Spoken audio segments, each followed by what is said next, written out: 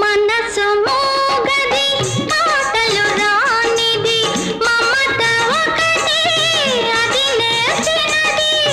మనసు మోగది మాటలు రానిది మమత ఒకటి అది నేర్చినది